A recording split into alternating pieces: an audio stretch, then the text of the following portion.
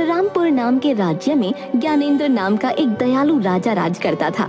उसकी प्रजा उससे हमेशा बहुत खुश रहती थी, लेकिन उसके ठीक विपरीत उसका बेटा ध्रुव बहुत बिगड़ा हुआ था। उसे प्रजा के सुख दुख से कोई मतलब नहीं था। नगर में राजा का पुत्र ध्रुव अपने कुछ सैनिकों के साथ घुड़सवारी करने में मस्त था और तभी उसे घुड़सवारी करते हुए रास्ते के एक तरफ एक गरीब की झोपड़ी दिखाई दी। इस झोपड़ी से गुजार कर देखी जाए। और अपने घोड़े की दिशा झोपड़ी की तरफ मोड़कर गरीब किसान की झोपड़ी को गिरा दिया। अरे वाह, मेरे घोड़े तो कमाल के हैं, मजा आ गया। अब घुड़सवारी का मजा आया।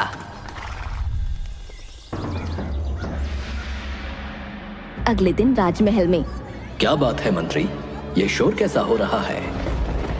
महाराज, एक आदमी अंदर आने के लिए दरबान से लड़ रहा है। अरे, अब ऐसा क्या हो गया जो वो इतना तड़प रहा है? उसे अंदर आने दो। उस आदमी को अंदर बुलाया जाता है तो वो बताता है, महाराज, मेरी मदद कीजिए महाराज, मैं लुट गया, बर्बाद हो गया। अरे, आखिर हुआ क्या है, बताओ तो। महाराज, महाराज, राजकुमार घुड़सवारी कर रहे थे, पर तभी वो अचानक आकर मेरी झोपड़ी से टकरा गए और मेरी पूरी झोपड़ी टूट के बिखर गई। महाराज, मैं बेघर हो चुका हूँ महाराज, पर मुझे अपनी चिंता नहीं है, मुझे अपनी बीवी बच्चों की चिंता है, क्योंकि सर्दी का मौसम है महाराज, और ऐसे खुले में रहना उनके लिए बहुत खतरनाक है। वो मर जाएंगे महाराज, वो मर जाएंगे, मेरी मदद कीजिए महाराज। मंत्री, राजकुमार को बुलवाओ। तुम चिंता मत करो, हमारे होते हुए अन्याय नहीं हो सकता, तुम्हें न्याय मिलेगा। राजकुमार को बुलाया जाता है। जी पिताजी, बताइए, आपने मुझे याद किया। ध्रुव, ये मैं क्या सुन रहा हूं? तुमने इस आदमी की झोपड़ी तोड़ दी? मैं इसका कारण जान सकता हूं? पिताजी, बस थोड़ी सी टक्कर लग गई थी, कोई बड़ी बात नहीं है। वैसे भी वो झोपड़ी बहुत कमजोर थी, और वैसे भी मैं अपने घोड़ों की ताकत को परखता रहता हूं। बेटा, तुम्हारे लिए ये छोटी बात हो सकती है, लेकिन इसके लिए ये जीवन और मृत्यु का सवाल है। क्या तुम जानते हो कि सर्दी में बिना छत के रहना कितना कठिन होता है? घोड़ों की ताकत युद्ध भूमि में देखी जाती है, ऐसे गरीब नगरवासियों के घर तोड़कर नहीं। नहीं, मुझे नहीं पता और जानना भी नहीं है। जरा सी गलती पर क्यों आप मुझे सुना रहे हो? मैं राजकुमार होकर अपनी मर्जी से कुछ फैसले भी नहीं ले सकता क्या? ध्रुव, गलती का एहसास होना जरूरी है। जब तक तुम्हें किसी की कठिनाई का अंदाजा नहीं होगा, तब तक तुम कभी अच्छे राजा नहीं बन पाओगे। एक राजा का दिल हमेशा अपनी प्रजा के लिए धड़कना चाहिए। सर्दी का मौसम बहुत कठोर होता है और गरीबों के पास इतने साधन नहीं होते कि वो इससे बच सकें। तुम्हारी एक गलती ने इन लोगों को बेघर कर दिया। हाँ हाँ पिताजी, मैं समझ गया, अब मैं चलता हूँ। राजकुमार ने राजा की बातों पर कोई खास ध्यान नहीं दिया और वहां से चला गया। फिलहाल राजा ने उस आदमी की झोपड़ी वापस ठीक करवा दी। लेकिन कुछ ही दिन बाद राजकुमार ने फिर से एक गरीब आदमी की झोपड़ी को तोड़ दिया, और वो भी सिर्फ इसलिए क्योंकि वो रास्ते में उसे अच्छी नहीं लग रही थी। ध्रुव, तुम्हारा दिल पत्थर का हो गया है। तुमने फिर से एक गरीब की झोपड़ी तोड़ दी। क्या तुम्हें सर्दी में लोगों की तकलीफ का जरा भी एहसास नहीं है? पिताजी, वो झोपड़ी रास्ते में थी, मेरा मन खराब होता था उसको देखकर। बस, बहुत हो गया। तुम्हें अपनी प्रजा की पीड़ा का कोई एहसास नहीं। अगर तुम में संवेदना नहीं है तो तुम राजा बनने के काबिल नहीं हो। अब तुम इस महल से निकल जाओ। जाओ और देखो कि गरीबों की सर्दी कैसी होती है। जब तुम उनकी तकलीफें खुद महसूस करोगे, तब शायद तुम्हें समझ आएगा कि राजा का दिल कैसा होना चाहिए। आप मजाक कर रहे हैं ना? मैं राजकुमार हूं इस नगर का, आप मुझे नहीं निकाल सकते। तुम्हें हर बात मजाक ही लगती है, लेकिन ये मजाक नहीं है। चले जाओ यहां से। सिपाहियों, इसे महल से बाहर निकाल दो। अरे अरे मुझे हाथ मत लगाना पिताजी, आप ऐसा नहीं कर सकते पिताजी। राजा के आदेश पर राजकुमार को महल से बाहर निकाल दिया जाता है। वो पूरे दिन तो इधर उधर घूमता रहा, लेकिन रात होते ही उसे बहुत तेज सर्दी लगने लगी। अब तो काफी वक्त बीत गया। पिताजी ने दरबानों को आदेश दे दिया होगा कि मुझे अंदर आने दिया जाए। हाँ, अंदर चलकर देखता हूँ। वो महल में जाने की कोशिश करता है, पर दरबान उसे अंदर नहीं जाने देता। माफी चाहूंगा राजकुमार, लेकिन महाराज का आदेश है कि आपको अंदर न आने दिया जाए। अरे यार, मुझे लगा था शाम तक पिताजी का दिल पिघल जाएगा, पर ये तो बड़े सख्त हो गए। अब मैं कहाँ जाऊँ? वो ठंड में ठिठुरता हुआ आगे चल पड़ता है। ठंड से उसकी हालत खराब हो रही थी। उसे समझ नहीं आ रहा था कि वो कहाँ जाए और क्या करे। तभी रास्ते में उसे मोहन मिला। अरे राजकुमार, आप इतनी ठंड में यहाँ क्यों टहल रहे हैं? तुम्हारी वजह से मेरे पिताजी ने मुझे महल से निकाल दिया। तो आइए, आप मेरे घर में आ जाइए। यहीं सामने मेरी झोपड़ी है, महाराज ने ठीक करवा दी थी। तुम अगर नहीं भी कहते ना, तो भी मैं आने ही वाला था, क्योंकि तुम्हारी ही वजह से मैं बेघर हुआ हूँ। राजकुमार मोहन के साथ उसकी झोपड़ी में पहुंचता है, जहां उसकी पत्नी और बेटा उसका स्वागत करते हैं। अरे राजकुमार, आप आइए आइए। राजकुमार, आपके कपड़े तो बहुत सुंदर हैं। मैं इन्हें छूकर देख सकता हूँ क्या? ए, हाथ मत लगा। तुम लोग इतनी छोटी सी झोपड़ी में कैसे रहते हो? मैं कहाँ लेटूं? बिस्तर कहाँ है? मुझे क्या पता था कि मुझे ऐसे दिन भी देखने पड़ेंगे। हमारे पास बिस्तर नहीं है, हम नीचे ही लेटते हैं। ये लीजिए आपकी चादर, लेट जाइए। राजकुमार एक चादर लेके लेट तो जाता है, लेकिन उसे बहुत ज्यादा ठंड लगती है, तो वो उन तीनों की चादर भी उनसे छीन लेता है। लाओ, मुझे दो ये चादरें, मुझे ठंड लग रही है बहुत तेज। हे भगवान, कितनी ठंड है।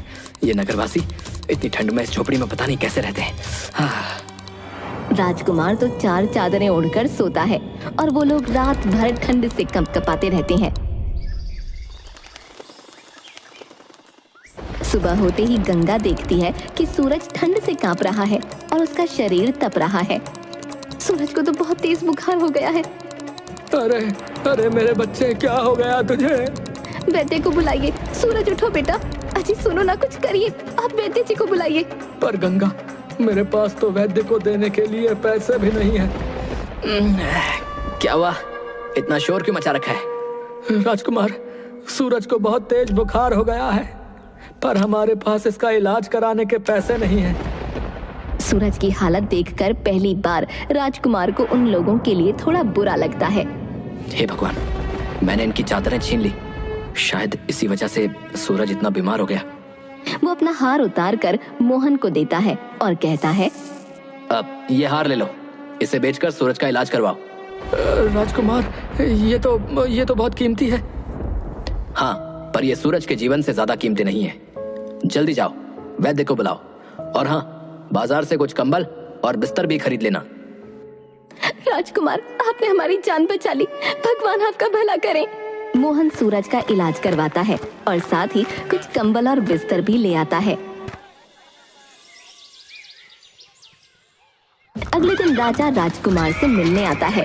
ध्रुव, अब कुछ समझ आया कि नहीं? महल की याद आ रही है? मुझे महल की कोई जरूरत नहीं है, मैं यहाँ ठीक हूँ, आप जा सकते हैं। ये घमंड सही नहीं है ध्रुव, पर ठीक है, जब तक तुम्हारा मस्तिष्क ठीक नहीं होता यहीं रहो। धन्यवाद, पर मैं अपनी जगह पर खुश हूँ। राजा वापस महल लौट जाता है। उसी रात अचानक एक भयानक तूफान आता है। हवा की जोरदार आवाज से झोपड़ी हिलने लगती है और कुछ ही पलों में झोपड़ी टूटकर बिखर जाती है। मोहन, उसकी पत्नी, बेटा और राजकुमार सभी खुले आसमान के नीचे ठंड से कांपने लगते हैं। हे भगवान, अब हम क्या करेंगे? ये रात कैसे गुजारेंगे? माँ, बहुत ठंड लग रही है। गंगा, हमारे हाथ में कुछ भी नहीं है जो कर सके। अब बस इस रात को किसी तरह काटना होगा। ये ठंड इतनी कठोर है, कैसे सहते हो तुम लोग इसे रोज? हम तो जैसे तैसे हर रात गुजार लेते हैं, लेकिन आज की रात तो बहुत भयानक है। मैंने जब इन लोगों की झोपड़ी तोड़ी थी तब भी तो इनकी रात ऐसे ही गुजरी होगी ना। हे भगवान, मैंने क्या कर दिया था।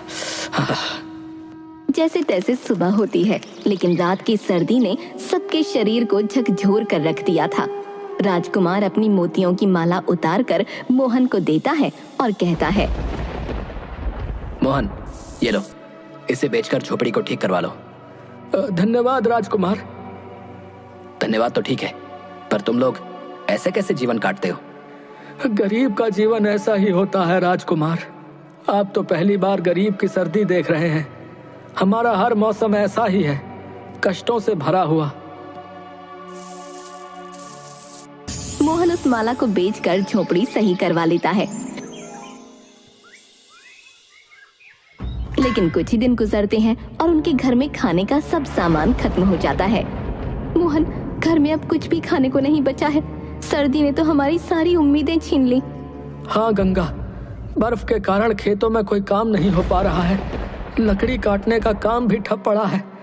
इस ठंड में कोई पेड़ काटने नहीं जाता। अब क्या होगा? यह वक्त भी गुजर जाएगा, बस हमें सब्र रखना होगा।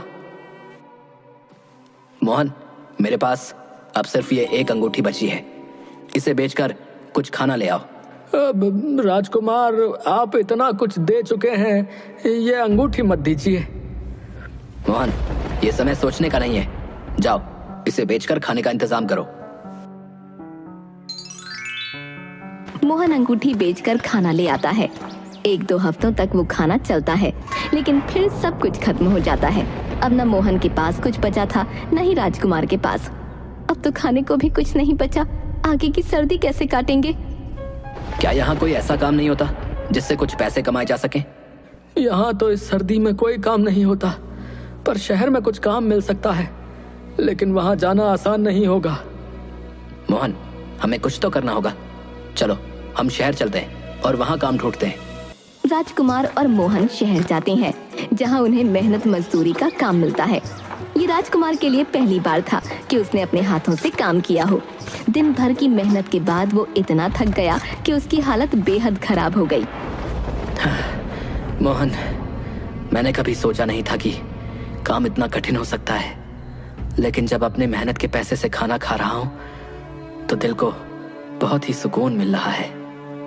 हालांकि दिन भर की थकान और सर्दी की वजह से राजकुमार को अचानक तेज बुखार हो गया। वो तड़पने लगा और उसकी हालत बिगड़ती चली गई। मैंने तुम सबके साथ बहुत बुरा किया है। अब मुझे समझ आया कि तुम लोगों पर क्या बीतती है और तुम्हारे बेटे ने बुखार से तड़पते हुए क्या महसूस किया होगा। मोहन, मुझे माफ कर दो। इतना कहते ही राजकुमार बेहोश हो गया। फिर जब उसकी आंखें खुली तो उसने देखा कि वो अपने महल के नरम बिस्तर पर लेटा है। मैं यहाँ कैसे पहुँचा? बेटा, मैंने हर समय तुम पर नजर रखी थी। जैसे ही तुम्हारी तबीयत बिगड़ी, मैंने तुम्हें तुरंत महल में लाने का आदेश दिया। पिताजी, मुझे वापस जाना है। मैं मोहन और उसके परिवार के साथ रहना चाहता हूँ। नहीं बेटा, अब तुम जान चुके हो कि गरीबों का जीवन कितना कठिन होता है। तुमने उनकी परेशानियां महसूस की हैं। अब तुम्हारा यह कर्तव्य है कि तुम एक अच्छे राजा बनो और उनकी भलाई के लिए काम करो। राजकुमार को राजा की बात समझ आई। उसने तय किया कि वो अपने राज्य के गरीब लोगों की मदद करेगा। हाँ पिताजी, अब मैं समझ गया हूँ कि असली राजा वो होता है जो अपने लोगों की तकलीफों को समझे और उनका समाधान करे। मैं वचन देता हूँ कि इस सर्दी के खत्म होने से पहले मैं गरीबों के लिए गर्म कपड़े, कंबल और बेहतर आवास की व्यवस्था करूंगा। राजकुमार ने अपने वचन को निभाया। उसने गरीबों के लिए न सिर्फ गर्म कपड़ों की व्यवस्था की, बल्कि उनके लिए नए घर भी बनवाए और नए रोजगार के अवसर भी दिए। राजकुमार के इस कदम से राज्य के लोगों का जीवन बेहतर हुआ और उन्होंने अपने राजा की दिल से सराहना की।